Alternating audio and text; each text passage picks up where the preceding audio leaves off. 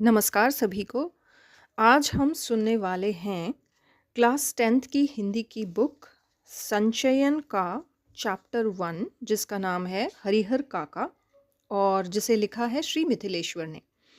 हरिहर काका लेखक के बहुत ही पुराने जानकार हैं जिन्हें लेखक बचपन से जानता है और इसीलिए उनके साथ उनका कुछ खास लगाव है। और इस कहानी में लेखक ने हरिहर काका के जीवन से जुड़ी बहुत सारी बातों और उनकी परेशानियों का जिक्र किया है। तो चलिए आइए सुनते हैं हरिहर काका। हरिहर काका के यहाँ से मैं अभी अभी लौटा हूँ। कल भी उनके यहाँ गया था, लेकिन न तो वह कल ही कुछ कह सके और न आज ही।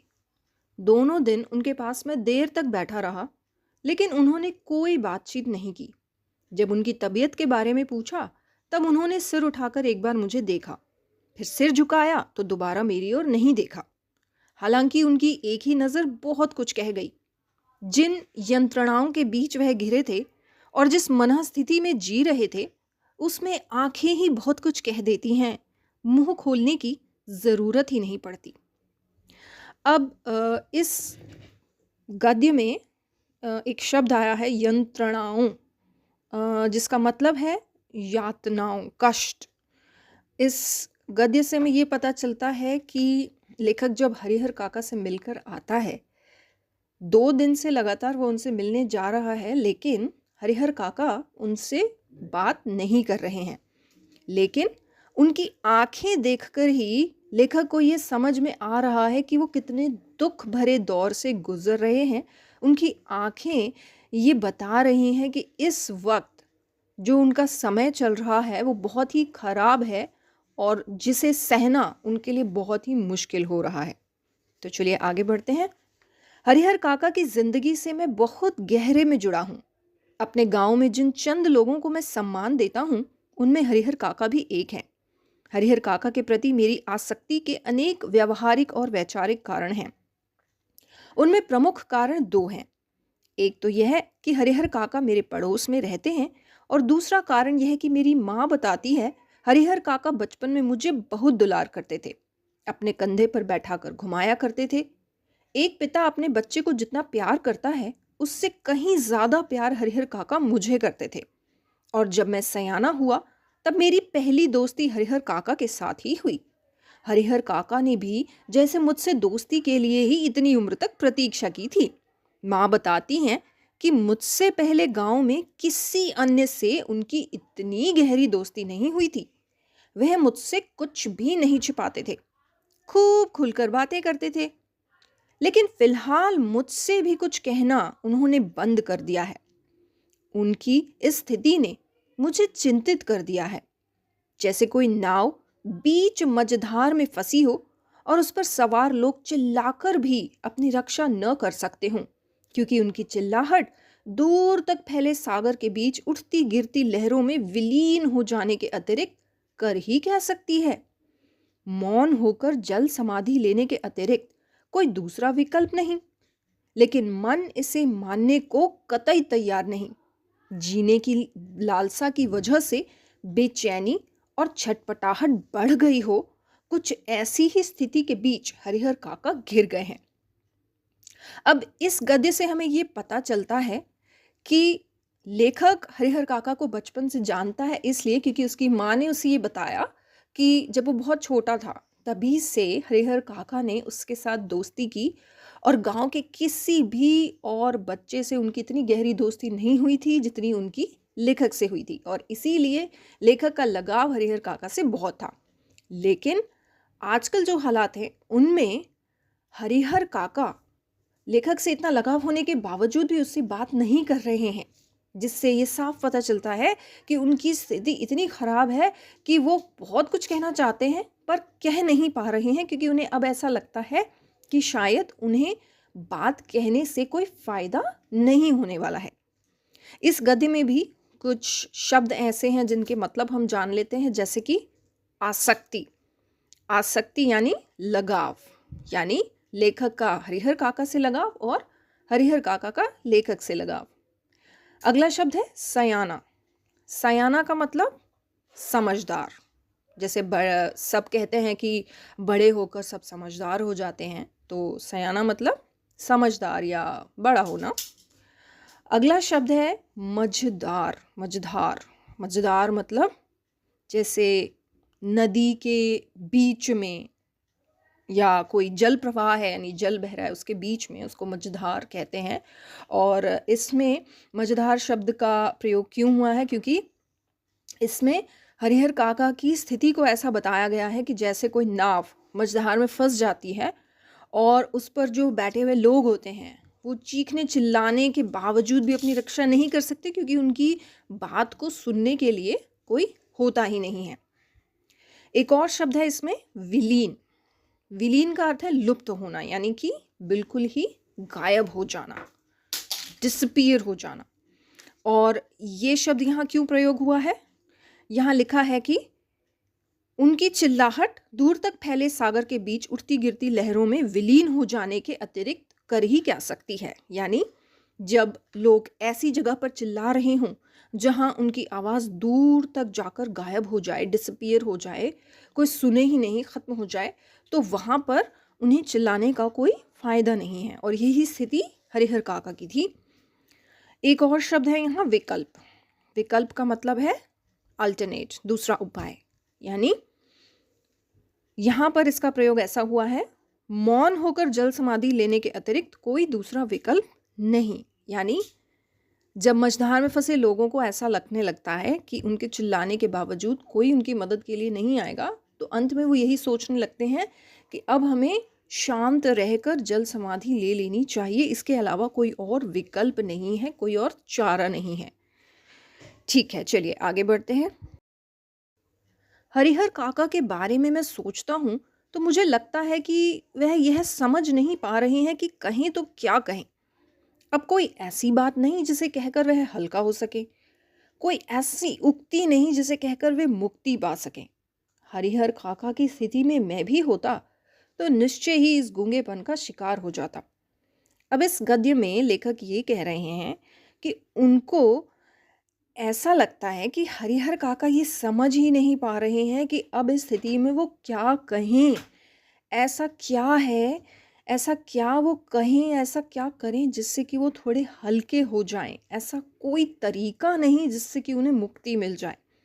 और लेखक को ऐसा लगता है कि अगर वो भी उनकी जगह पर होता तो शायद वो भी इसी तरह गूंगेपन का शिकार हो चुका होता, यानी कि उसे भी समझ में नहीं आता कि किससे क्या बात की जाए। आगे बढ़ते हैं। हरिहर काका इस स्थिति में कैसे आ फंसे? यह कौन सी स्थिति है? इसके लिए कौन जिम्मेवार है? यह सब बताने से पहले अपने गांव का और खासकर अपने गांव की ठाकुर बारी का संक्षिप्त परिचय मैं आपको दे देना उचित समझता हूँ। संक्षिप्त मतलब बहुत ही शॉर्ट, और ठाकुर बारी का मतलब देवस्थान यानी जैसे मंदिर, क्योंकि उसके बिना तो यह कहानी अधूरी ही रह जाएगी। जब तक ठाकुर बारी के बारे में हमें पता नहीं चलेगा तब तक हम इस कहानी को समझ नहीं पाएंगे। मेरा गांव कस्बाई शहर आरा से 40 किलोमीटर की दूरी पर है, हसन बाजार बस स्टैंड के पास। गांव की कुल आबादी 2,500-3 हजार होगी। गांव में 3 प्रमुख स्थान हैं। गांव के पश्चिम किनारे का बड़ा सा तालाब, गांव के मध्य स्थित बरगद का पुराना वृक्ष और गांव के पूरब में ठाकुर जी का विशाल मंदिर, जिसे गांव के लोग ठाकुर बारी कहते हैं।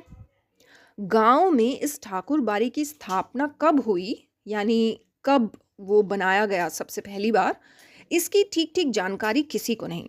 इस संबंध में गांव में जो कहानी प्रचलित है वह यह कि वर्षों पहले जब यह गांव पूरी तरह बसा भी नहीं था, कहीं से एक संत आकर इस स्थान पर झोपड़ी बना रहने लगे थे। वह सुबह शाम यहाँ ठाकुर जी की पूजा करते थे, लोगों से मांग कर खा लेते थे और पूजा पाठ की भावना जागृत करते थे। बाद में लोगों ने चंदा करके यहाँ ठाकुर जी का एक छोटा सा मंदिर बनवा दिया। फिर जैसे जैसे गांव बसता गया और आबादी बढ़ती गई, मंदिर के कलेवर में भी विस्तार होता गया। लोग ठाकुर जी की मनौती मनाते कि पुत्र हो, मुकद्दमे में विजय हो, लड़की की शादी अच्छे घर में तय हो, लड़के को नौकरी मिल जाए, फिर इसमें जिनको सफलता मिलती वह खुशी में ठाकुर जी पर रुपए, जेवर, अनाज चढ़ा दे। अधिक खुशी होती तो ठाकुर जी के नाम अपने खेत का एक छोटा सा टुकड़ा लिख देते।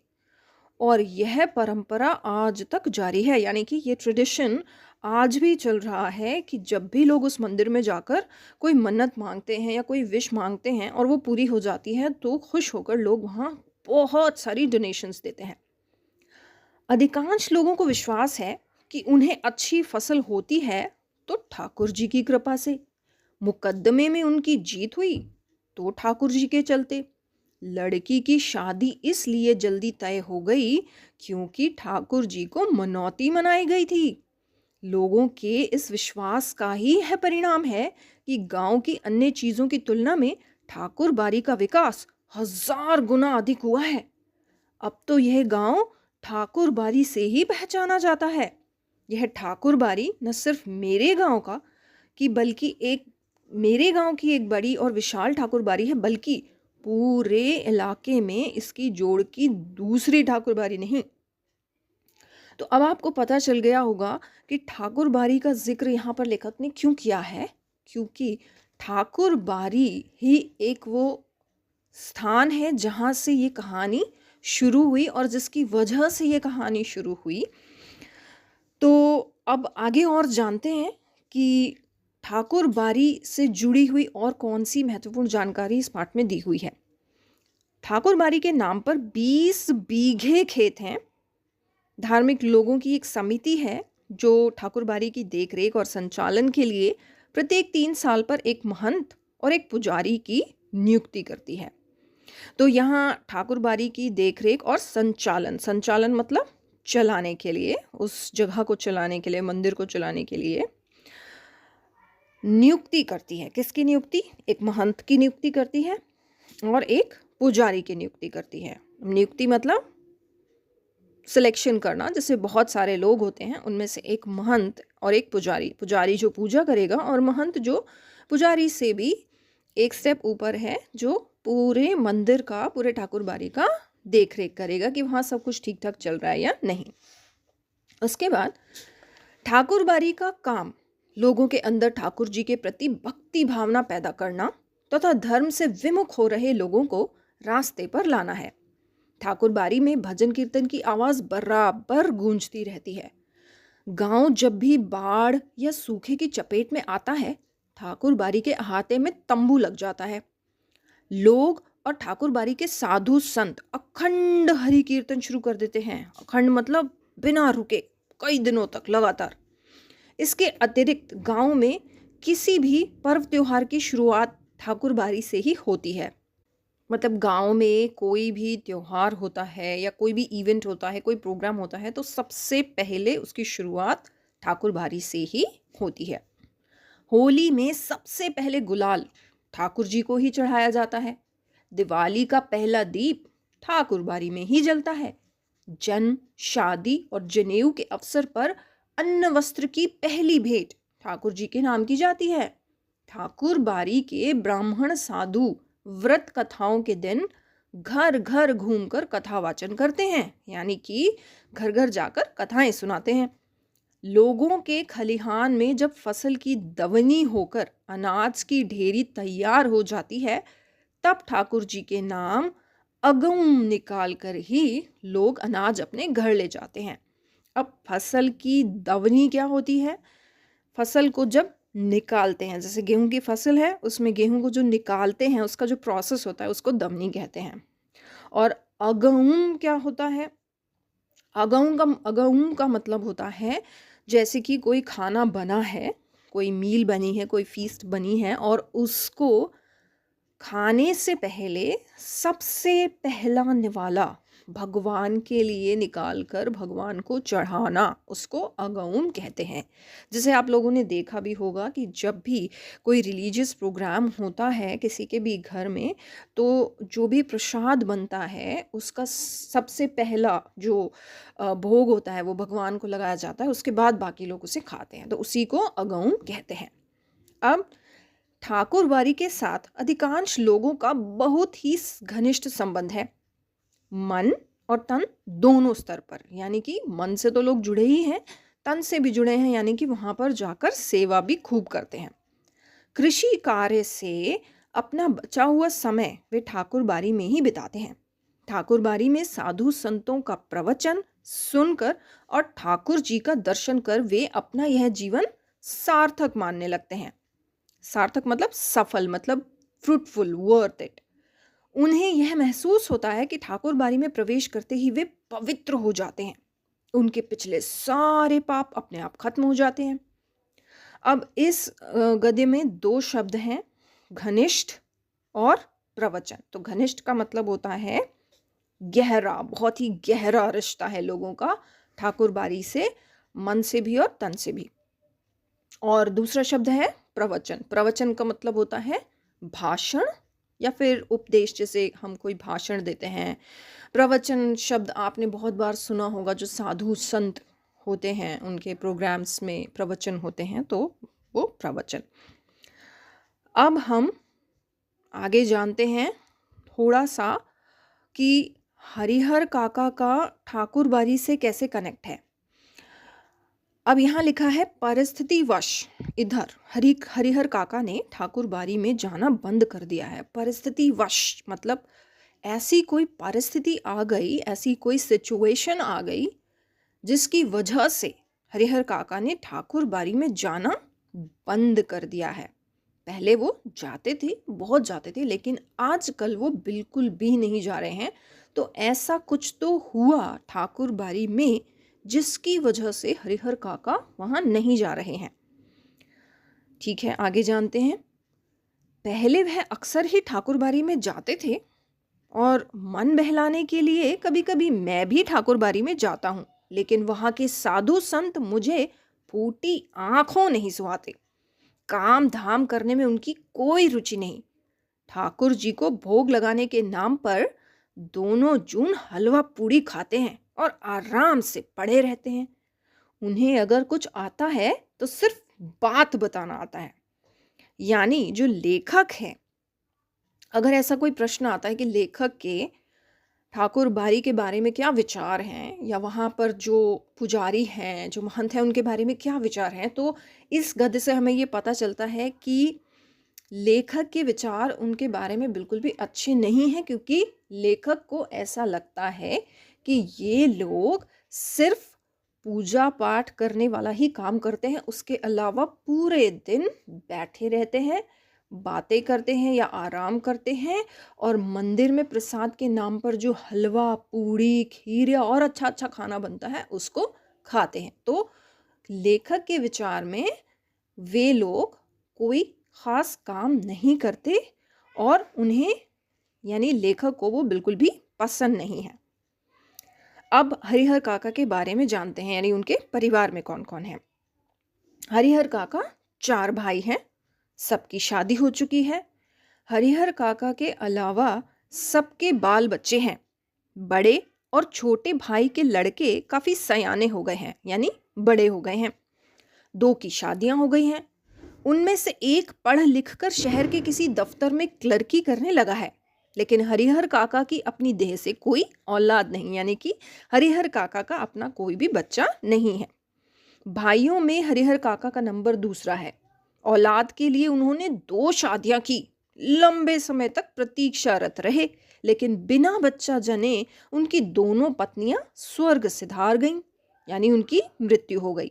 लोगों ने तीसरी शादी करने की सलाह दी, लेकिन अपनी गिरती हुई उम्र और धार्मिक संस्कारों की वजह से हरिहर काका ने इनकार कर दिया।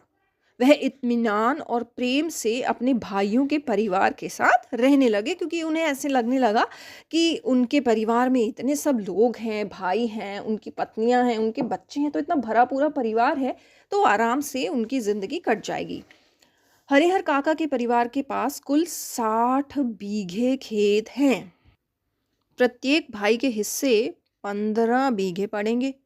कृषि कार्य पर ये लोग निर्भर हैं, शायद इसीलिए अब तक संयुक्त परिवार के रूप में ही रहते आ रहे हैं।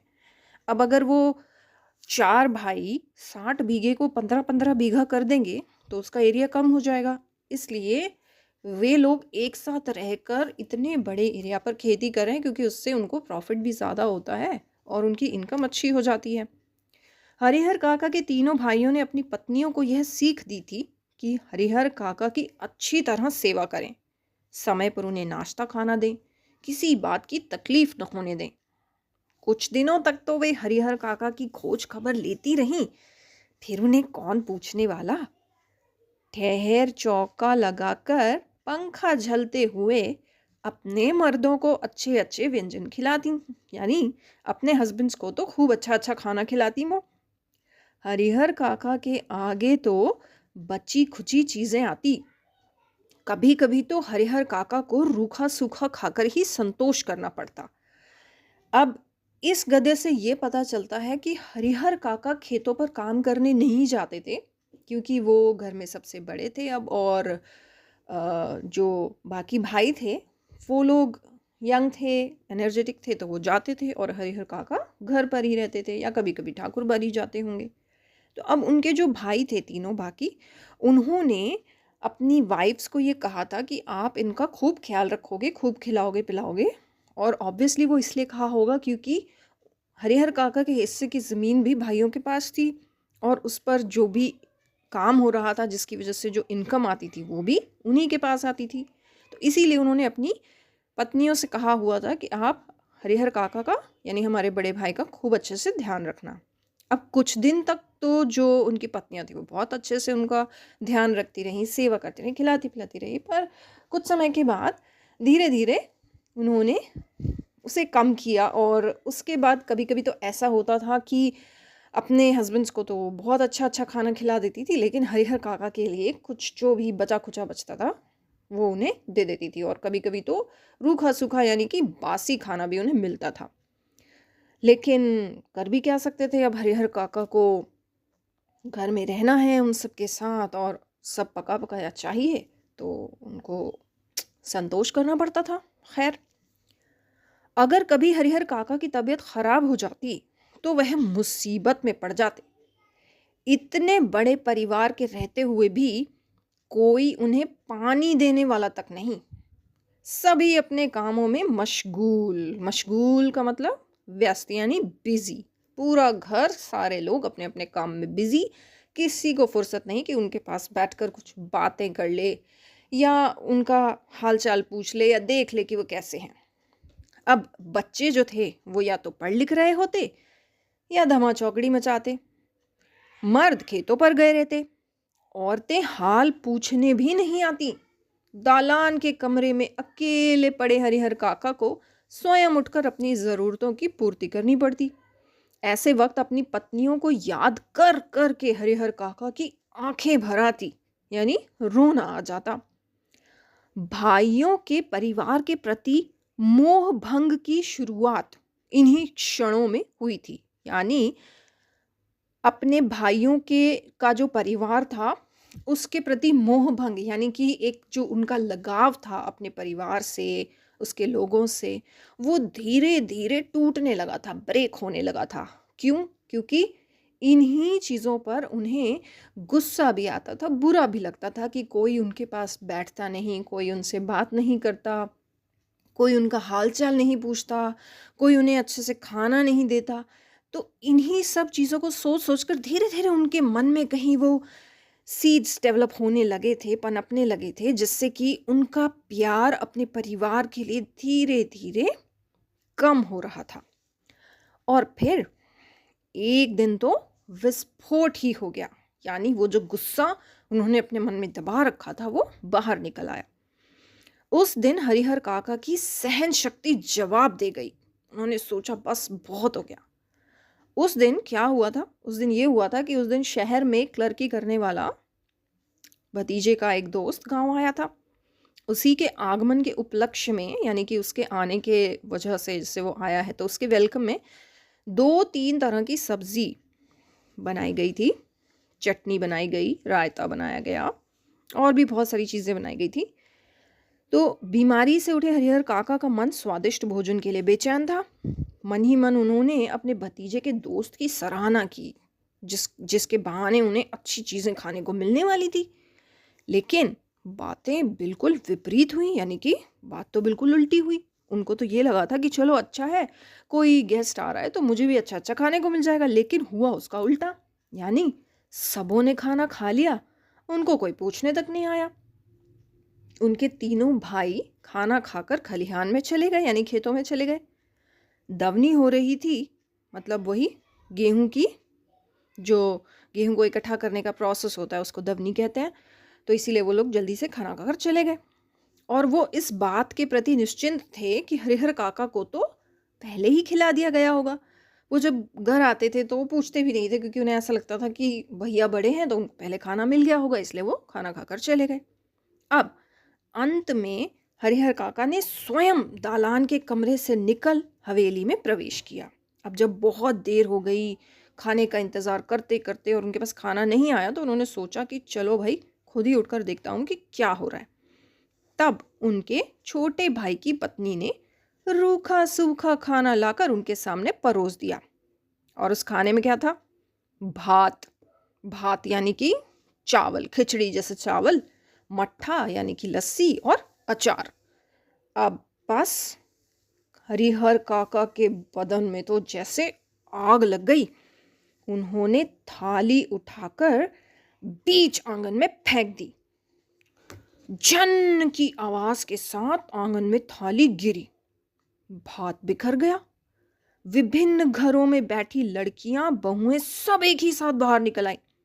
हरिहर काका गरजते हुए हवेली से दालान की ओर चल पड़े। समझ रही हो कि मुफ्त में खिलाती हो, तो अपने मन से यह बात निकाल देना। मेरे हिस्से के खेत की पैदावार इसी घर में आती है। उसमें तो मैं 2-4 नौकर रख लूं, आराम से खाऊं, तब भी कमी नहीं होगी। मैं अनाथ और बेसहारा नहीं हूं। मेरे धन पर तो तुम सब मौज कर रही हो, लेकिन अब मैं तुम सबों को बताऊंगा। आदि आदि। हरिहर काका जिस वक्त यह सब बोल रहे थे, उस वक्त ठाकुर बाड़ी के पुजारी जी उनके दालान पर ही विराजमान थे। वार्षिक हुमाद के लिए, यानी कि जो उनका एक एनुअल हवन होता था बड़ा सा, बड़े लेवल पे, उसके लिए कुछ जो सामान इकट्ठा करना होता था, उसके लिए वह घी और शकील लेने आए थे। लौटकर उन्होंने महंत जी को विस्तार के साथ सारी बात बताई। उनके कान खड़े हो गए। वह दिन उन्हें बहुत शुभ महसूस हुआ। उस दिन को उन्होंने ऐसे ही गुजर जाने देना उचित नहीं समझा। तत्क्षण, यानी उसी वक्त, टीका तिलक लगा, कंधे पर रामनामी लिखी चादर डाल ठाकुर बाड़ी से चल पड़े। संयोग भी अच्छा था, यानी कि टाइम बहुत अच्छा था। हरिहर के दालान तक जाना ही नहीं पड़ा, क्योंकि रास्ते में ही हरिहर मिल गए। गुस्से में घर से निकल वह खलिहान की ओर जा रहे थे, लेकिन महंत जी ने उन्हें खलिहान की ओर जाने नहीं दिया। अपने साथ ठाकुर बाड़ी पर लेते आए। फिर एकांत कमरे में उन्हें बैठा खूब प्रेम से समझाने लगे। हरिहर, यहाँ कोई किसी का नहीं है, सब माया का बंधन है। तू तो धार्मिक प्रवृत्ति का आदमी है। मैं समझ नहीं पा रहा हूँ कि तुम इस बंधन में कैसे फंस गए। ईश्वर में भक्ति लगाओ, उसके सिवाय कोई तुम्हारा अपना नहीं। पत्नी, बेटे, भाई, बंधु सब स्वार्थ के साथी हैं। जिस दिन उन्हें लगेगा कि तुमसे उनका स्वार्थ सधने वाला नहीं, उस दिन वे तुम्हें पूछेंगे तक नहीं। इसीलिए ज्ञानी, संत, महात्मा ईश्वर के सिवाय किसी और में प्रेम नहीं लगाते। तुम्हारे हिस्से में 15 बीघे खेत हैं। उसी के चलते तुम्हारे भाई के परिवार तुम्हें पकड़े हुए हैं। तुम एक दिन कहकर तो देख लो कि अपना खेत उन्हें न देकर दूसरे को लिख दोगे। वह तुमसे बोलना बंद कर देंगे। खून का रिश्ता खत्म हो जाएगा। तुम्हारे भले के लिए मैं बहुत दिनों से सोच रहा था, लेकिन संकोचवश नहीं कह रहा था। आज कह देता हूँ, तुम अपने हिस्से का खेत ठाकुर बाड़ी के नाम पर लिख दो। सीधे बैकुंठ को प्राप्त करोगे। तीनों लोक में तुम्हारी कीर्ति जगमगा उठेगी। जब तक चांद सूरज रहेंगे तब तक लोग तुम्हें याद करेंगे। ठाकुर जी के नाम पर जमीन लिख देना तुम्हारे जीवन का महादान होगा। साधु संत तुम्हारे पांव पखारेंगे, सभी तुम्हारा यशोगान करेंगे। तुम्हारा यह जीवन सार्थक हो जाएगा। अपनी शेष जिंदगी तुम इसी ठाकुर बाड़ी में गुजारना, तुम्हें किसी चीज की कमी नहीं होगी। एक मांगोगे तो चार हाजिर की जाएंगी। हम तुम्हें सिर आंखों पर उठाकर रखेंगे। ठाकुर जी के साथ साथ तुम्हारी आरती भी लगाएंगे।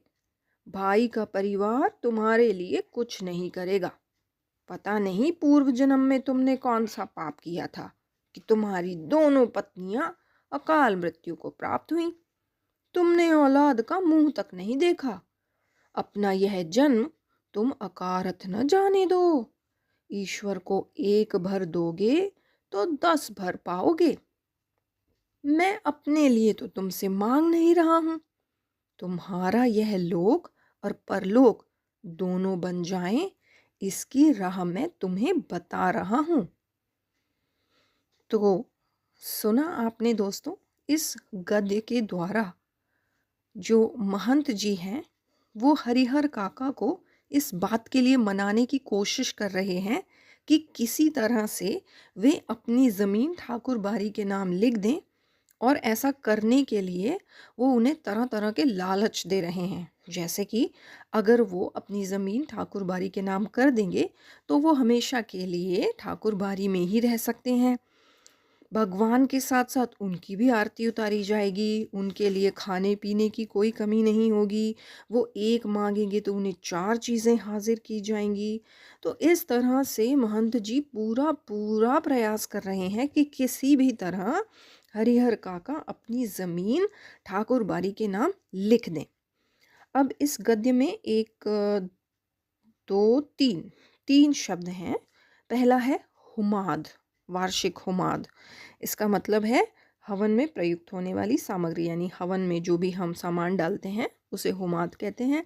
दूसरा है तत्क्षण, यानी उसी वक्त। और तीसरा है अकारत, अकारत यानी बेकार। तो ये महंत जी हरिहर काका को समझा रहे हैं कि अपना यह जन्म तुम अकारथ न जाने दो, यानी कि बेकार न जाने दो, और इसे किसी अच्छे काम के लिए प्रयोग करो। आगे बढ़ते हैं। हरिहर काका देर तक महंत जी की बातें सुनते रहे। महंत जी की बातें उनके मन में बैठती जा रही थी। ठीक ही तो कह रहे हैं महंत जी, कौन किसका है। 15 बीघे खेत की फसल भाइयों के परिवार को देते हैं तब तो कोई पूछता नहीं, अगर कुछ न दें तब क्या हालत होगी। उनके जीवन में तो यह स्थिति है, मरने के बाद कौन उन्हें याद करेगा। सीधे सीधे उनके खेत हड़प जाएंगे। ठाकुर जी के नाम लिख देंगे तो पुश्तों तक लोग उन्हें याद करेंगे। अब तक के जीवन में तो ईश्वर के लिए उन्होंने कुछ नहीं किया, अंतिम समय तो यह बड़ा पुण्य कमा लें।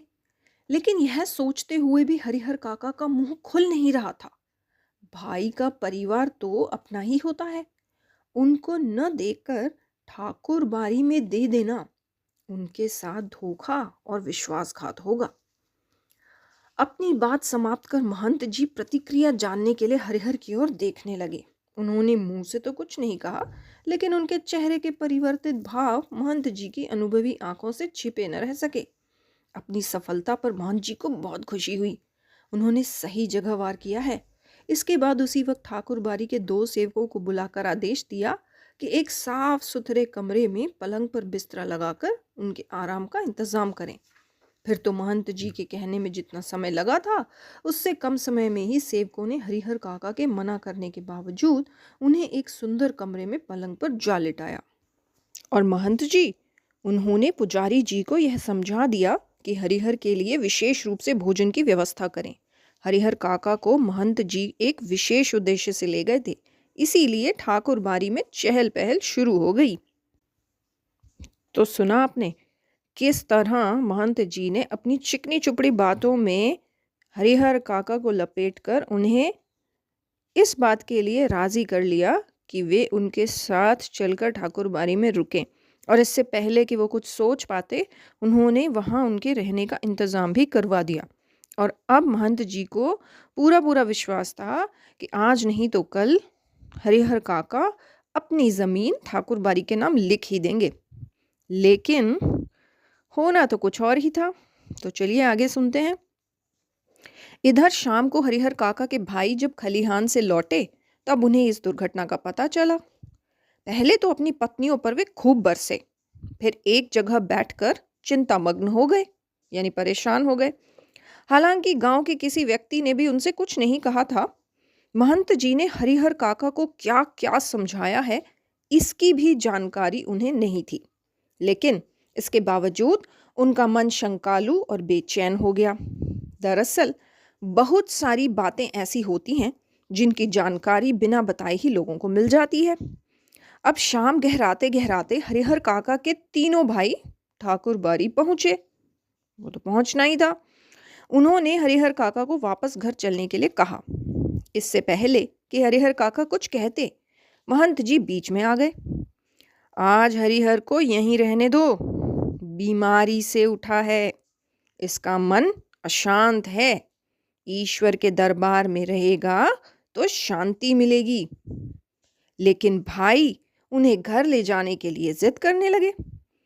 इस पर ठाकुरबाड़ी के साधु संत उन्हें समझाने लगे। वहां उपस्थित गांव के लोगों ने भी कहा कि एक रात ठाकुरबाड़ी में रह जाएंगे तो क्या हो जाएगा। अंततः भाइयों को निराश होकर वहां से लौटना पड़ा। अब रात में हरिहर काका को भोग लगाने के लिए जो मिष्ठान और व्यंजन मिले वैसे उन्होंने कभी नहीं खाए थे। घी टपकते मालपुए, रसबुनिया, लड्डू, छेने की तरकारी, दही, खीर, वाह वाह। पुजारी जी ने स्वयं अपने हाथों से खाना परोसा था। पास में बैठे महंत जी धर्म चर्चा से मन में शांति पहुंचा रहे थे। एक ही रात में ठाकुरबाड़ी में जो सुख, शांति और संतोष पाया वह अपने अब तक के जीवन में उन्होंने नहीं पाया था। इधर तीनों भाई रात भर सो नहीं सके। भावी आशंका यानी फ्यूचर में जो होने वाला है उसका डर उनके मन को मथती रही। भावी आशंका उनके मन को मथती रही। 15 बीघे खेत, इस गांव की उपजाऊ जमीन, 2 लाख से अधिक की संपत्ति अगर हाथ से निकल गई तो फिर वह कहीं के न रहेंगे। सुबह तड़के ही यानी बिल्कुल सुबह सुबह अर्ली मॉर्निंग ही तीनों भाई पुनः ठाकुरबाड़ी पहुंचे। हरिहर काका के पांव पकड़ रोने लगे, अपनी पत्नियों की गलती के लिए माफी मांगी तथा उन्हें दंड देने की बात कही। साथ ही खून के रिश्ते की माया फैलाई। हरिहर काका का दिल पसीज गया। वह पुनः वापस घर लौट आए। अब ये तो होना ही था, आखिर हैं तो वो उनके बड़े भाई। अब वो इतना प्यार से मनाएंगे तो कैसे नहीं मानेंगे हरिहर काका। लेकिन यह क्या, इस बार अपने घर पर जो बदलाव उन्होंने लक्ष्य किया उसने उन्हें सुखद आश्चर्य में डाल दिया। यानी उन्होंने देखा कि जब वो इस बार घर गए तो घर के सभी लोगों का व्यवहार उनके लिए बिल्कुल ही अलग था। घर के छोटे बड़े सब उन्हें सिर आंखों पर उठाने को तैयार। भाइयों की पत्नियों ने उनके पैर पर माथा रख गलती के लिए क्षमा याचना की। फिर उनकी आव भगत और जो खातिर शुरू हुई वैसी खातिर किसी के यहाँ मेहमान आने पर भी नहीं होती होगी। उनकी रुचि और इच्छा के मुताबिक दोनों जून खाना नाश्ता तैयार। 5 महिलाएं उनकी सेवा में मुस्तैद, 3 भाइयों की पत्नियां और 2 उनकी बहुएं। हरिहर काका आराम से दालान में पड़े रहते, जिस किसी चीज की इच्छा होती आवाज लगाते ही हाजिर। वे समझ गए थे कि यह सब महंत जी के चलते ही हो रहा है, इसलिए महंत जी के प्रति उनके मन में आदर और श्रद्धा के भाव निरंतर बढ़ते ही जा रहे थे। यानी उन्होंने सोचा कि चलो अच्छा हुआ कि मैं एक बार घर से बाहर निकला और ठाकुरबाड़ी पहुंचा, क्योंकि महंत जी के चक्कर में कम से कम मेरे भाइयों को थोड़ी अकल तो आई और अब घर वालों ने मेरा ध्यान रखना शुरू तो किया। बहुत बार ऐसा होता है कि बिना किसी के कुछ बताए गांव के लोग असली तथ्य से स्वयं वाकिफ हो जाते हैं। हरिहर काका की इस घटना के साथ ऐसा ही हुआ। दरअसल लोगों की जुबान से घटनाओं की जुबान ज्यादा पैनी और असरदार होती है। घटनाएं स्वयं ही बहुत कुछ कह देती हैं। लोगों के कहने की जरूरत ही नहीं रहती। न तो गांव के लोगों से महंत जी ने ही कुछ कहा था और न हरिहर काका के भाइयों ने ही। इसके बावजूद गांव के लोग सच्चाई से अवगत हो गए थे। फिर तो गांव की बैठकों में बातों का जो सिलसिला चल निकला, उसका कहीं कोई अंत ही नहीं। हर जगह उन्हीं का प्रसंग शुरू, यानी उन्हीं के बारे में बातें शुरू। कुछ लोग कहते कि हरिहर को अपनी जमीन ठाकुर जी के नाम लिख देनी चाहिए, इससे उत्तम और कुछ नहीं, इससे कीर्ति भी अचल बनी रहती है। इसके विपरीत कुछ लोगों की मान्यता यह थी, यानी कुछ लोगों का मानना यह था कि भाई का परिवार तो अपना ही होता है, अपनी जायदाद उन्हें न देना उनके साथ अन्याय करना होगा, खून के रिश्ते के बीच दीवार बनानी होगी। अब जितने मुंह उतनी बातें। ऐसा जबरदस्त मसला पहले कभी नहीं मिला था, इसीलिए लोग मौन होना नहीं चाहते थे। यानी उनके गांव में आज से पहले कभी भी ऐसा कुछ हुआ ही नहीं था जिसके बारे में इतनी बातें वो लोग कर सकें। अपने अपने तरीके से समाधान ढूंढ रहे थे और प्रतीक्षा कर रहे थे कि कुछ घटित हो। हालांकि इसी क्रम में बातें गर्माहट भरी भी होने लगी थी।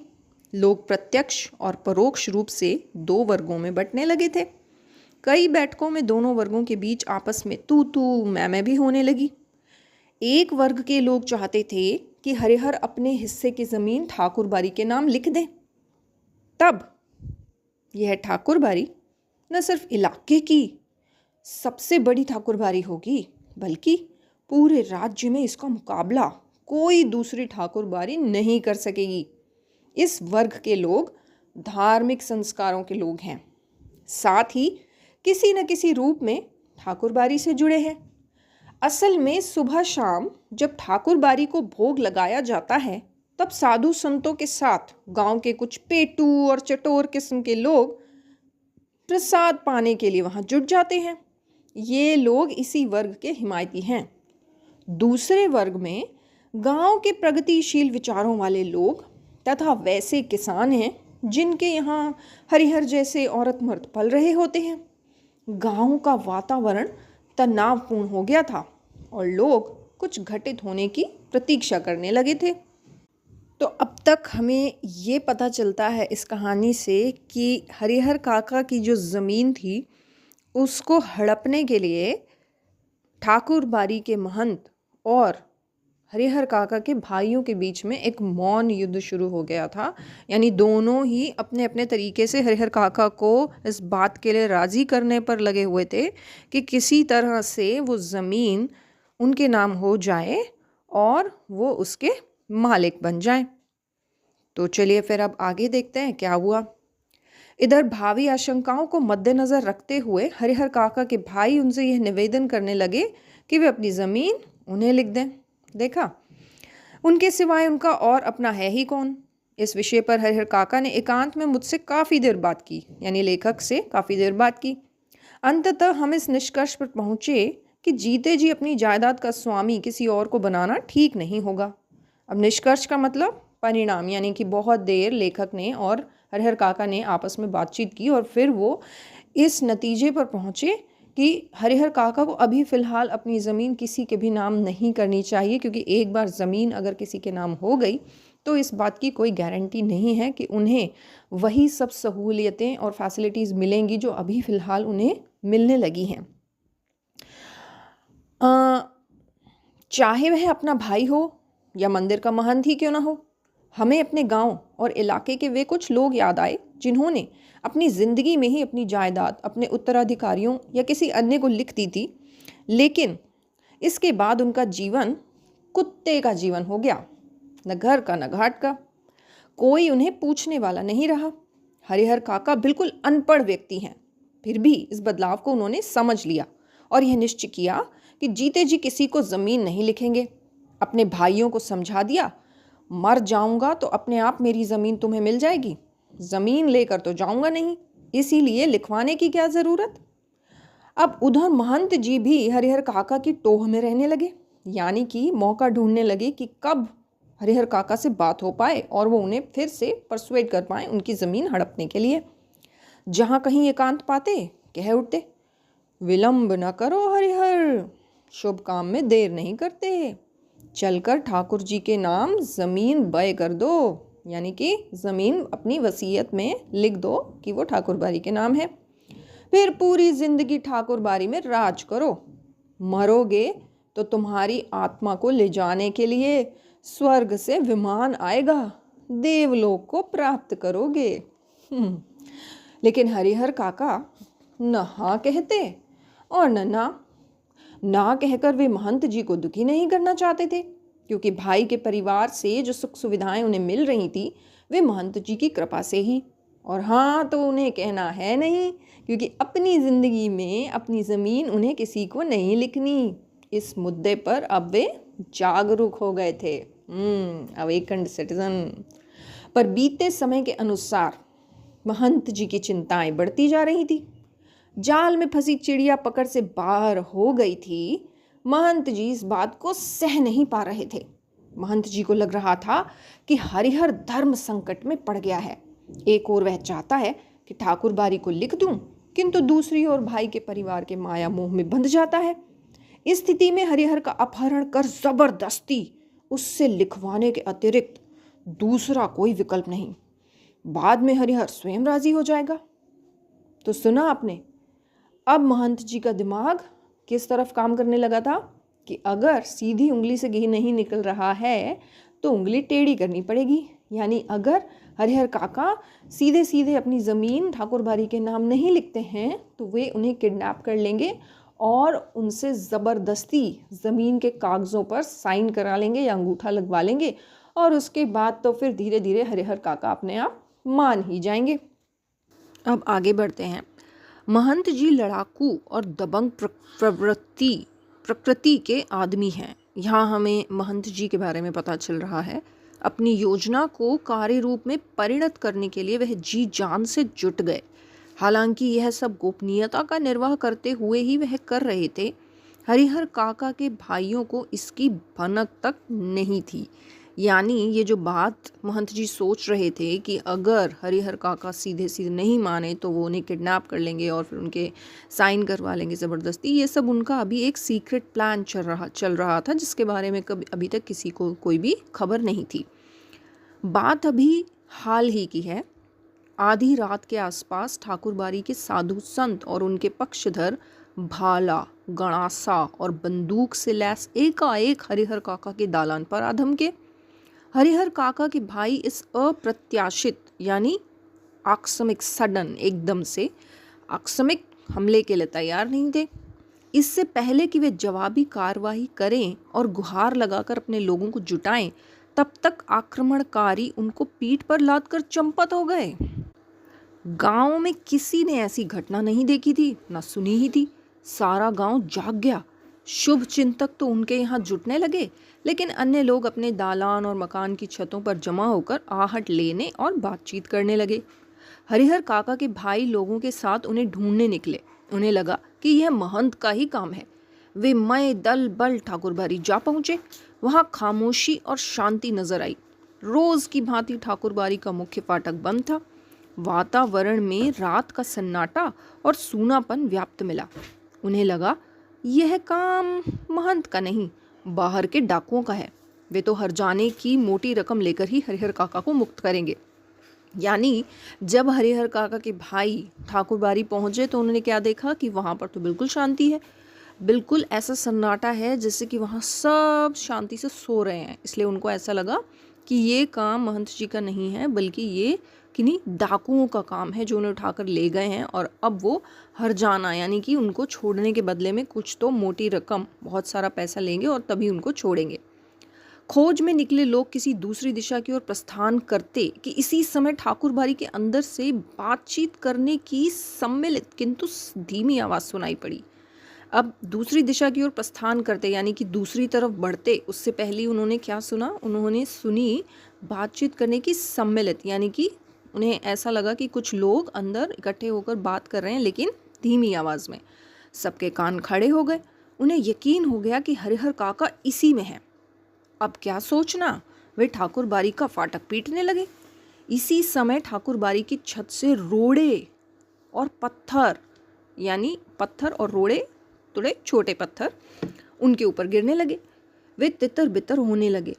अपने हथियार संभाले, लेकिन हथियार संभालने से पहले ही ठाकुर बारी के कमरों की खिड़कियों से फायरिंग शुरू हो गई, यानी गोलियां चलने लगी। एक नौजवान के पैर में गोली लग गई, वह गिर गया। उसके गिरते ही हरिहर काका के भाइयों के पक्षधर भाग चले। अब अपनी जान तो सबको प्यारी होगी ना। सिर्फ वे तीनों भाई बचे रह गए। अपने तीनों के बूते इस युद्ध को जीतना उन्हें संभव नहीं जान पड़ा, इसीलिए वे कस्बे के पुलिस थाने की ओर दौड़ पड़े। इधर ठाकुर बारी के भीतर महंत और उनके कुछ चंद विश्वासी साधु सादे और लिखे कागजों पर अनपढ़ हरिहर काका के अंगूठे के निशान जबरन ले रहे थे। हरिहर काका का तो महंत के इस व्यवहार से जैसे आसमान से जमीन पर आ गए थे। हरिहर काका जो थे, उनको महंत का ऐसा व्यवहार देखकर यकीन ही नहीं हुआ कि ये वही इंसान है जो उन्हें इतने प्यार से ठाकुर बारी में लेकर आया था, उन्हें बिठाया था, उनकी सेवा करवाई थी और उन्हें इतना अच्छा अच्छा खाना खिलाया था। उन्होंने सपने में भी नहीं सोचा था कि महंत जी इस रूप में भी आएंगे। जिस महंत को वह आदरणीय एवं श्रद्धेय समझते थे, वह महंत अब उन्हें घृणित, दुराचारी और पापी नजर आने लगा था। अब वह उस महंत की सूरत भी नहीं देखना चाहते थे। अब अपने भाइयों का परिवार महंत की तुलना में उन्हें ज्यादा पवित्र, नेक और अच्छा लगने लगा था। बिल्कुल बात सही है। हरिहर काका ठाकुर बारी से अपने घर पहुंचने के लिए बेचैन थे, लेकिन लोग उन्हें पकड़े हुए थे और महंत जी उन्हें समझा रहे थे। तुम्हारे भले के लिए ही यह सब किया गया हरिहर। अभी तुम्हें लगेगा कि हम लोगों ने तुम्हारे साथ जोर जबरदस्ती की, लेकिन बाद में तुम समझ जाओगे कि जिस धर्म संकट में तुम पड़े थे, उससे उबारने के लिए यही एकमात्र रास्ता था। एक और ठाकुर बारी के भीतर जबरन अंगूठे का निशान लेने और पकड़कर समझाने का कार्य चल रहा था, तो दूसरी ओर हरिहर काका के तीनों भाई सुबह होने से पहले ही पुलिस की जीप के साथ ठाकुर बारी आ पहुंचे। जीप से तीनों भाई, एक दरोगा और पुलिस के 8 जवान उतरे। पुलिस इंचार्ज ने ठाकुर बारी के फाटक पर आवाज लगाई, दस्तक दी, लेकिन अंदर से कोई जवाब नहीं आया। अब पुलिस के जवानों ने ठाकुर बारी के चारों तरफ घेरा डालना शुरू किया। ठाकुर बारी अगर छोटी रहती तो पुलिस के जवान आसानी से उसे घेर लेते, लेकिन विशालकाय ठाकुर बारी को पुलिस के सीमित जवान घेर सकने में असमर्थ साबित हो रहे थे, यानी नहीं कर पा रहे थे। फिर भी जितना संभव हो सका उस रूप में उन्होंने घेरा डाल दिया और अपना अपना मोर्चा संभाल सुबह की प्रतीक्षा करने लगे। हरिहर काका के भाइयों ने सोचा था कि जब वे पुलिस के साथ ठाकुर बारी पहुंचेंगे तो ठाकुर बारी के भीतर से हमले होंगे और साधु संत रंगे हाथों पकड़ लिए जाएंगे, लेकिन ऐसा कुछ भी नहीं हुआ। ठाकुर बारी के अंदर से एक रोड़ा भी बाहर नहीं आया। शायद पुलिस को आते हुए उन्होंने देख लिया था। सुबह होने में अभी कुछ देर थी, इसलिए पुलिस इंचार्ज रह रहकर ठाकुर बारी का फाटक खोलने तथा साधु संतों को आत्मसमर्पण करने के लिए आवाज लगा रहे थे। साथ ही पुलिस वर्ग की ओर से हवाई फायर भी किए जा रहे थे, लेकिन ठाकुर बारी की ओर से कोई जवाब नहीं आ रहा था। मतलब पुलिस ने सब कुछ करके देख लिया, लेकिन अंदर से कोई भी जवाब नहीं आ रहा था। सुबह तड़के एक वृद्ध साधु ने ठाकुर बारी का फाटक खोल दिया। वृद्ध मतलब बहुत बूढ़ा। उस साधु की उम्र 80 वर्ष से अधिक की होगी। वह लाठी के सहारे कांपते हुए खड़ा था। पुलिस इंचार्ज ने उस वृद्ध साधु के पास पहुंचकर हरिहर काका तथा ठाकुर बारी के महंत, पुजारी एवं अन्य साधुओं के बारे में पूछा, लेकिन उसने कुछ भी बताने से इनकार कर दिया। पुलिस इंचार्ज ने कई बार उससे पूछा, डांट लगाई, धमकियां दी, लेकिन हर बार एक ही वाक्य कहता, मुझे कुछ नहीं मालूम। ऐसे वक्त पुलिस के लोग मारपीट का सहारा लेकर भी बात उगलवाते हैं, लेकिन उस साधु की वय देखकर, यानी उसकी उम्र देखकर, पुलिस इंचार्ज को महटिया जाना पड़ा, यानी कि अवॉइड करना पड़ा। अब इतने बूढ़े इंसान को क्या ही कोई मारेगा। पुलिस इंचार्ज के नेतृत्व में पुलिस के जवान ठाकुर बारी की तलाशी लेने लगे, लेकिन न तो ठाकुर बाड़ी के नीचे के कमरों में ही कोई गया और न ही कोई पाया गया और न छत के कमरों में ही। पुलिस के जवानों ने खूब छानबीन की, उस वृद्ध साधु के अलावा कोई दूसरा ठाकुर बाड़ी में नहीं मिला। हरिहर काका के भाई चिंता, परेशानी और दुखद आश्चर्य से घिर गए। ठाकुर बाड़ी के महंत और साधु संत हरिहर काका को लेकर कहाँ भाग गए? अब क्या होगा? काफी पैसे खर्च कर पुलिस को लाए थे। पुलिस के साथ आने के बाद वह अंदर ही अंदर गर्व महसूस कर रहे थे। उन्हें लग रहा था कि अब भाई को वे आसानी से घर ले जाएंगे तथा साधु संतों को जेल भिजवा देंगे, लेकिन दोनों में से एक भी नहीं हुआ। ठाकुर बाड़ी के जो कमरे खुले थे उनकी तलाशी पहले ही ले ली गई थी। बाद में जिन कमरों की चिटकनी बंद थी उन्हें भी खोलकर देखा गया था। एक कमरे के बाहर बड़ा सा ताला लटक रहा था। पुलिस और हरिहर काका के भाई सब वहीं एकत्र हो गए, यानी इकट्ठे हो गए। उस कमरे की कुंजी की मांग वृद्ध साधु से की गई तो उसने साफ कह दिया, मेरे पास नहीं। जब उससे पूछा गया, इस कमरे में क्या है, तब उसने जवाब दिया, अनाज है। पुलिस इंचार्ज अभी यह सोच ही रहे थे कि इस कमरे का ताला तोड़कर देखा जाए या छोड़ दिया जाए कि अचानक उस कमरे के दरवाजे को भीतर से किसी ने धक्का देना शुरू कर दिया। पुलिस के जवान सावधान हो गए। ताला तोड़कर कमरे का दरवाजा खोला गया। कमरे के भीतर हरिहर काका जिस स्थिति में मिले उसे देखकर उनके भाइयों का खून खौल उठा। उस वक्त अगर महंत, पुजारी या अन्य नौजवान साधु उन्हें नजर आ जाते तो वे जीते जी उन्हें नहीं छोड़ते। हरिहर काका के हाथ और पांव तो बांध ही दिए गए थे, उनके मुंह में कपड़ा ठूसकर बांध दिया गया था। हरिहर काका जमीन पर लुढ़कते हुए दरवाजे तक आए थे और पैर से दरवाजे पर धक्का लगाया था। काका को बंधन मुक्त किया गया, यानी छुड़ाया गया। मुंह से कपड़े निकाले गए। हरिहर काका ने ठाकुर बाड़ी के महंत, पुजारी और साधुओं की काली करतूतों का पर्दाफाश करना शुरू किया कि वह साधु नहीं, डाकू, हत्यारे और कसाई हैं, कि उन्हें इस रूप में कमरे में बंद कर गुप्त दरवाजे से भाग गए, यानी सीक्रेट दरवाजे से भाग गए, कि उन्होंने कई सादे और लिखे हुए कागजों पर जबरन उनके अंगूठे के निशान लिए। आदि आदि उन्होंने पूरी कहानी पुलिस को सुनाई। हरिहर काका ने देर तक अपने बयान दर्ज कराए। उनके शब्द शब्द से साधुओं के प्रति नफरत और घृणा व्यक्त हो रही थी। जीवन में कभी किसी के खिलाफ उन्होंने इतना नहीं कहा होगा जितना ठाकुर बाड़ी के महंत, पुजारी और साधुओं के बारे में कहा। अब हरिहर काका पुनः अपने भाइयों के परिवार के साथ रहने लगे थे। इस बार उन्हें दालान पर नहीं, घर के अंदर रखा गया था।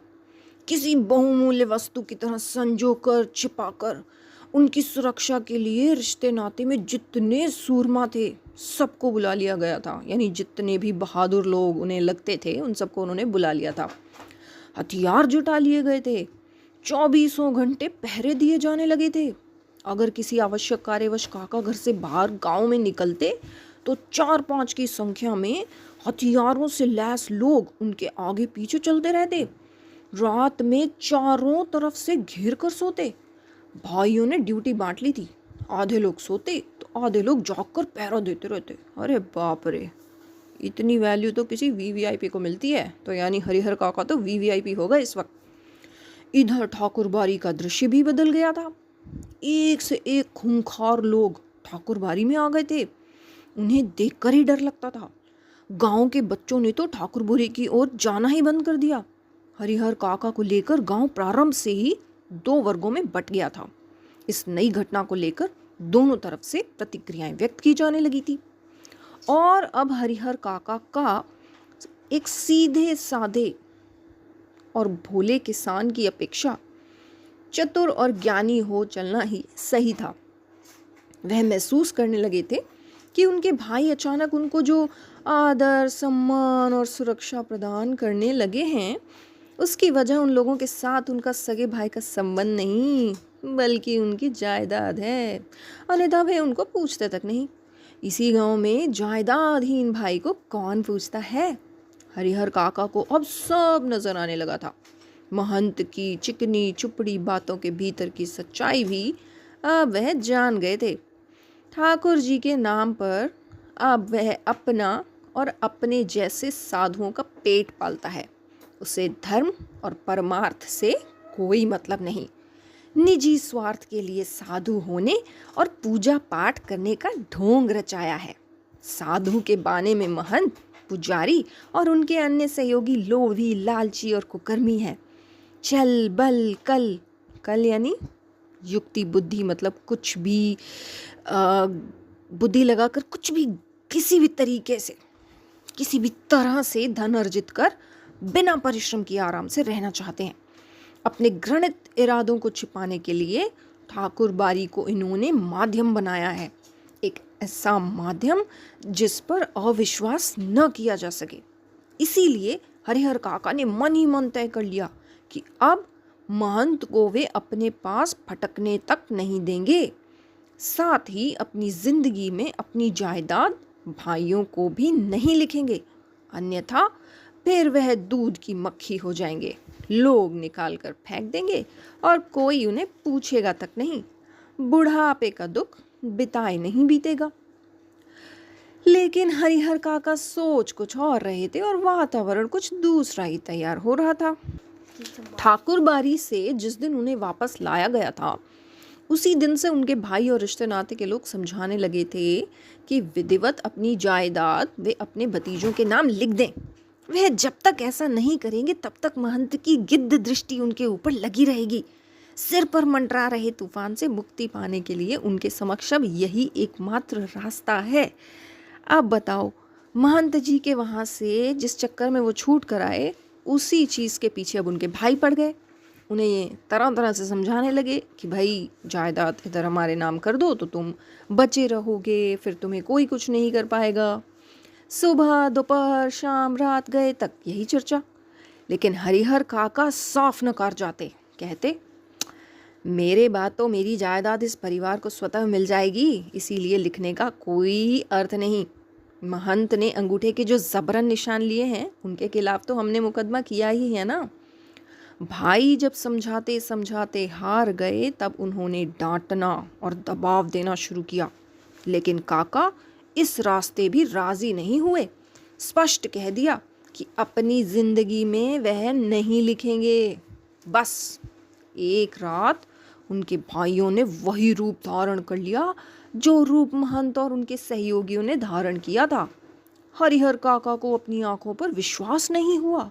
उनके वही अपने सगे भाई जो उनकी सेवा और सुरक्षा में तैयार रहते थे, उन्हें अपना अभिन्न समझते थे, जो उनकी नींद ही सोते और जागते थे, हथियार लेकर उनके सामने खड़े रहते थे, कह रहे थे सीधे मन से कागजों पर जहाँ जहाँ ज़रूरत है अंगूठे के निशान बनाते चलो, अन्यथा मार कर यहीं घर के अंदर गाड़ देंगे। गांव के लोगों को कोई सूचना तक नहीं मिलने पाएगी। देखो एक ज़मीन के चक्कर में कितने बदल गए लोग। अगर पहले वाली बात होती तो हरिहर काका डर जाते। अज्ञान की स्थिति में ही मनुष्य मृत्यु से डरते हैं। ज्ञान होने के बाद तो आदमी आवश्यकता पड़ने पर मृत्यु को वर्ण करने के लिए तैयार हो जाता है। हरिहर काका ने सोच लिया कि ये सब एक ही बार उन्हें मार दें वह ठीक होगा, लेकिन अपनी ज़मीन लिखकर रमेसर की विधवा की तरह शेष जिंदगी वे घुट घुट कर मरें, यह ठीक नहीं होगा। रमेसर की विधवा को बहला फुसलाकर उसके हिस्से की ज़मीन रमेसर के भाइयों ने लिखवा ली। शुरू में तो उसका खूब आदर सम्मान किया, लेकिन बुढ़ापे में उसे 2 जून खाना देते उन्हें अखरने लगा। अंत में तो उसकी वही दुर्गति हुई कि गांव के लोग देखकर सिहर जाते। हरिहर काका को लगता है कि अगर रमेसर की विधवा ने अपनी ज़मीन नहीं लिखी होती तो अंत समय तक लोग उसके पांव पकारते होते। हरिहर काका गुस्से में खड़े हो गए और गरजते हुए बोले, मैं अकेला हूँ, तुम सब इतने हो, ठीक है मुझे मार दो, मैं मर जाऊंगा, लेकिन जीते जी एक दूर ज़मीन भी तुम्हें नहीं लिखूंगा। तुम सब ठाकुर बारी के महंत पुजारी से तनिक भी कम नहीं। देखते हैं कैसे नहीं लिखोगे। लिखना तो तुम्हें है ही, चाहे हंस के लिखो या रो के। हरिहर काका के साथ उनके भाइयों की हाथापाई शुरू हो गई, यानी लड़ाई शुरू हो गई। हरिहर काका अब उस घर से निकलकर बाहर गांव में भाग जाना चाहते थे, लेकिन उनके भाइयों ने उन्हें मजबूती से पकड़ लिया था। प्रतिकार करने पर अब वे प्रहार भी करने लगे थे।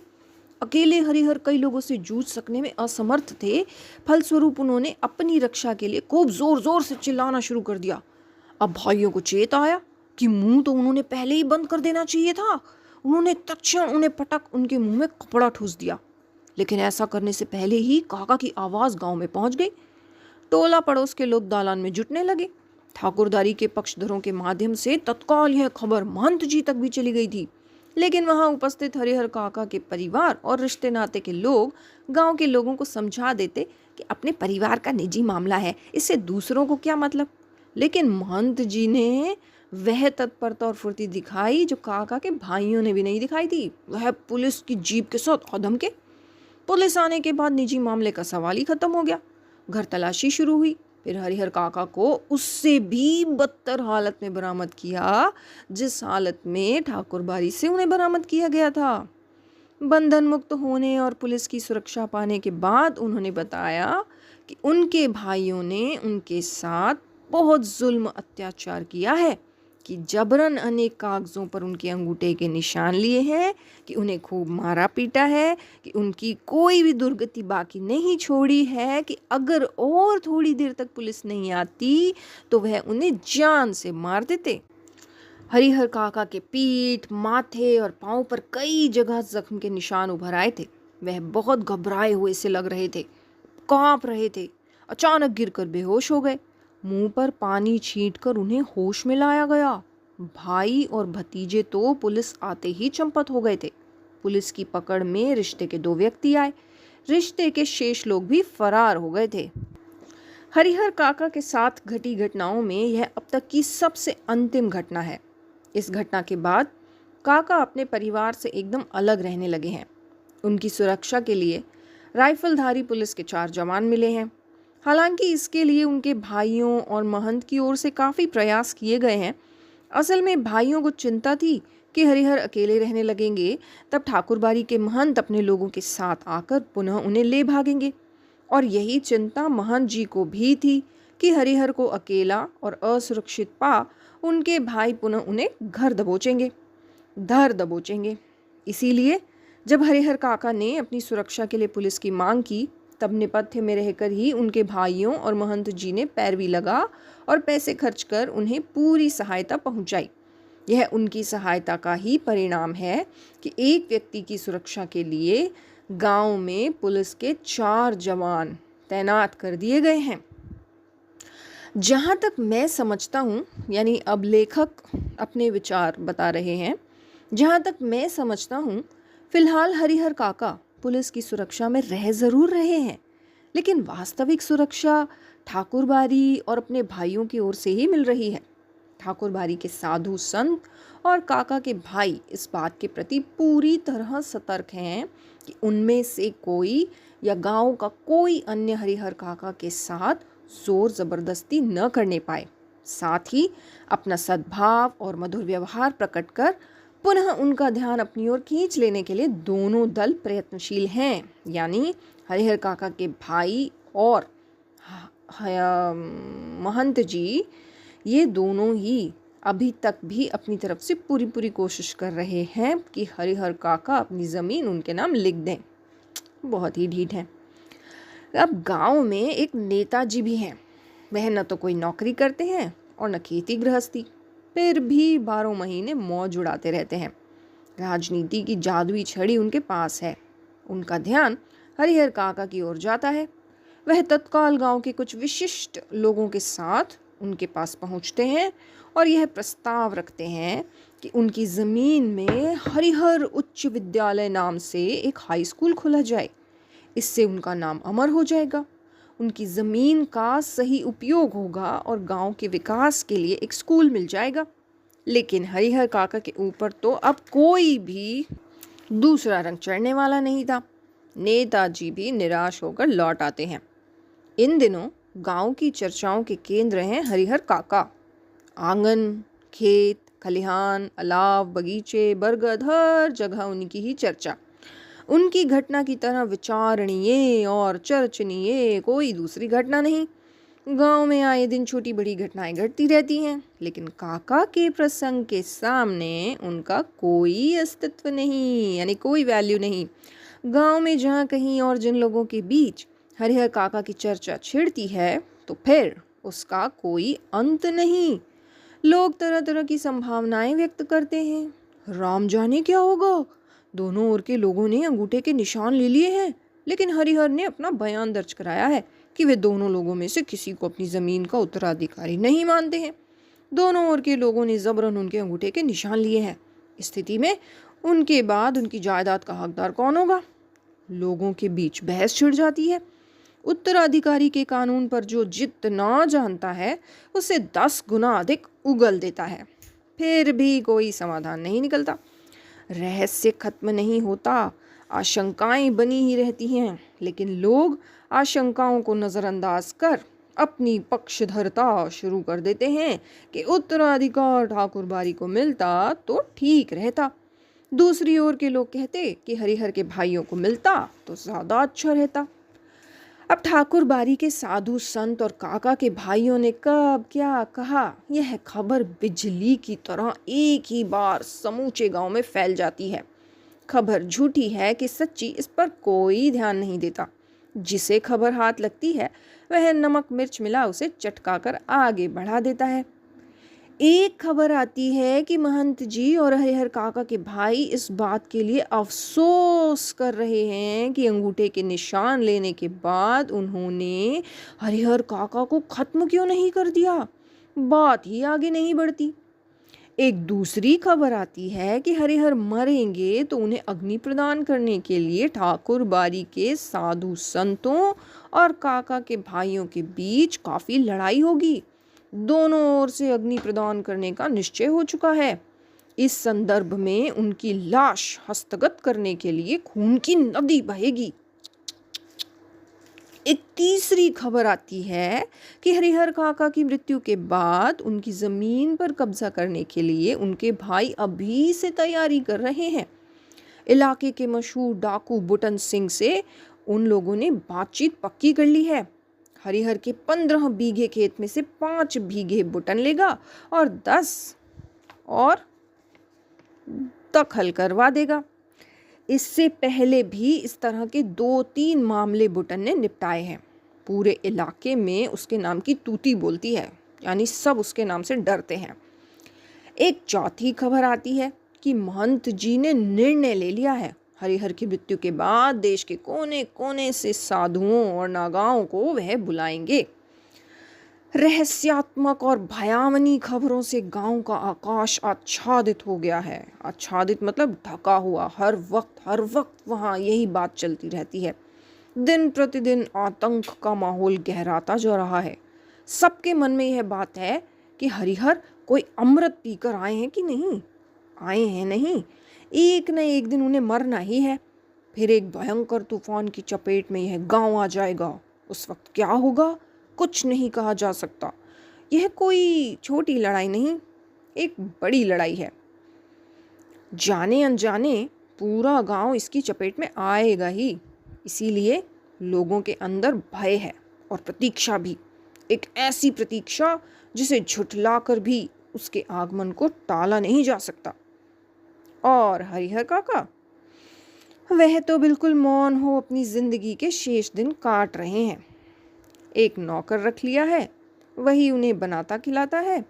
उनके हिस्से की ज़मीन में जितनी फसल होती है उसका अगर वह चाहते तो मौज की ज़िंदगी बिता सकते थे। लेकिन वह तो गूंगेपन का शिकार हो गए हैं। कोई बात कहो, कुछ पूछो, कोई जवाब नहीं। खुली आंखों से बराबर आकाश को निहारा करते हैं। सारे गांव के लोग उनके बारे में बहुत कुछ कहते सुनते हैं, लेकिन उनके पास अब कहने के लिए कोई बात नहीं। पुलिस के जवान हरिहर काका के खर्चे पर ही खूब मौज मस्ती से रह रहे हैं। जिसका धन वह रहे उपास, खाने वाले करे विलास। अब तक जो नहीं खाया था, दोनों जून उसका भोग लगा रहे हैं। अब यहाँ पर ये जो वाक्य है, जिसका धन वह करे उपास, यानी जिसका धन है वो तो उपवास कर रहा है, फास्टिंग कर रहा है, यानी खा ही नहीं रहा है। खाने वाले करे विलास और उनके आसपास रहने वाले लोग खा खा कर विलास कर रहे हैं, यानी कि एंजॉय कर रहे हैं, मज़े कर रहे हैं। तो यहाँ ख़त्म होती है हमारी कहानी हरिहर काका। अब तो आप समझ ही गए होंगे कि शुरुआत में लेखक ने जो ये बात कही थी कि हरिहर काका कुछ कह नहीं पा रहे हैं, ऐसा लगता है उनकी आँखों को देखकर कि उन्हें समझ में नहीं आता कि वो क्या कहें। तो अब इस कहानी को जानने के बाद हम ये बात समझ सकते हैं कि हरिहर काका की ये हालत क्यों हुई होगी। उम्मीद करती हूँ कि आपको ये पाठ समझ आया होगा, अच्छा लगा होगा। तो चलिए फिर इस पॉडकास्ट को यहीं ख़त्म करते हैं और अगले पॉडकास्ट में हम मिलेंगे हमारे अगले पाठ सपनों के से दिन के साथ। नमस्कार।